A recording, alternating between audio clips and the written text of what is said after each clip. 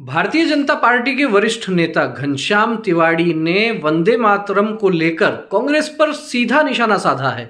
घनश्याम तिवाड़ी ने कहा है कि कांग्रेस पार्टी एक तरफ तो वंदे मातरम को अपनी विरासत बताती है, वहीं दूसरी तरफ अपनी राजनीतिक सुविधानुसार उन्होंने वंदे मातरम को छोटा कर दिया है। घनश्याम तिवाड़ी ने सीधा आरोप लगाया कांग्रेस पार्टी पर और कहा कि वंदे मातरम में जहां दुर्गा, कमला और सरस्वती का उल्लेख होता है, उन अंशों को कांग्रेस पार्टी ने हटाने का काम किया है, वंदे मातरम को छोटा करने का काम किया है। सीधे सीधे धार्मिक तुष्टीकरण के आधार पर यह किया गया है।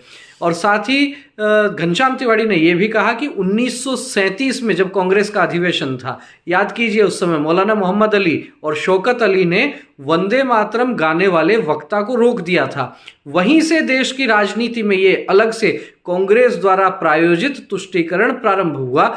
घनश्याम तिवाड़ी ने ऐतिहासिक घटनाओं का उल्लेख किया, इतिहास के बारे में बताया और साथ ही साथ ये भी बताया कि ये जो वंदे मातरम बंकिम चंद्र चटर्जी ने लिखा, ये सबसे पहले बंग दर्शन पत्रिका में प्रकाशित हुआ। उसके बाद क्रांतिकारी स्वतंत्रता सेनानी इसको गाया करते थे और देश की स्वतंत्रता के लिए काम करते थे। केवल हिंदू नहीं गाते थे, उस दौर में मुस्लिम स्वतंत्रता सेनानी भी वंदे मातरम का गायन करते थे। उस समय किसी को किसी प्रकार की चिढ़ नहीं थी, लेकिन 1937 में मौलाना मोहम्मद अली, शौकत अली ने जिस तरीके से इसे गाने वाले को रोक दिया, उसके बाद में राजनीतिक दशा और दिशा बदली और कांग्रेस पार्टी सीधे सीधे मुस्लिम तुष्टीकरण पर उतर आई। और ऐसे में जब कुछ धार्मिक कट्टरपंथी लोगों ने इसे धार्मिक स्वरूप से देखना प्रारंभ किया, तब से समस्याएं हो गई। जबकि वास्तव में वंदे मातरम तो राष्ट्रीयता का गान है, ये भारत की आत्मा है और वास्तव में भारत की जो आत्मा है वो वंदे मातरम से प्रदर्शित भी होती है।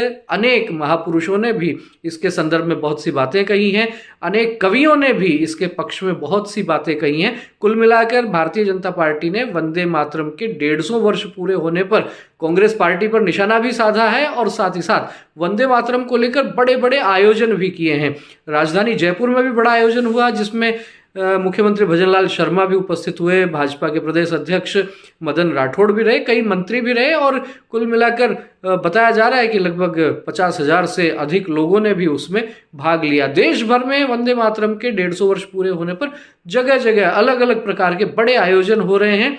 केंद्र की मोदी सरकार भी इस दिशा में निश्चित रूप से बहुत महत्वपूर्ण कार्य कर रही है और अलग अलग राज्यों में भी इसको लेकर बहुत ही उत्साहजनक कार्यक्रमों का आयोजन किया जा रहा है। आपका क्या कहना है? जिस तरीके से घनश्याम तिवाड़ी ने आरोप लगाया, क्या कांग्रेस पार्टी सच में तुष्टीकरण की राजनीति कर रही है? क्या कहना है आपका? कमेंट करके अवश्य अवगत करवाएं।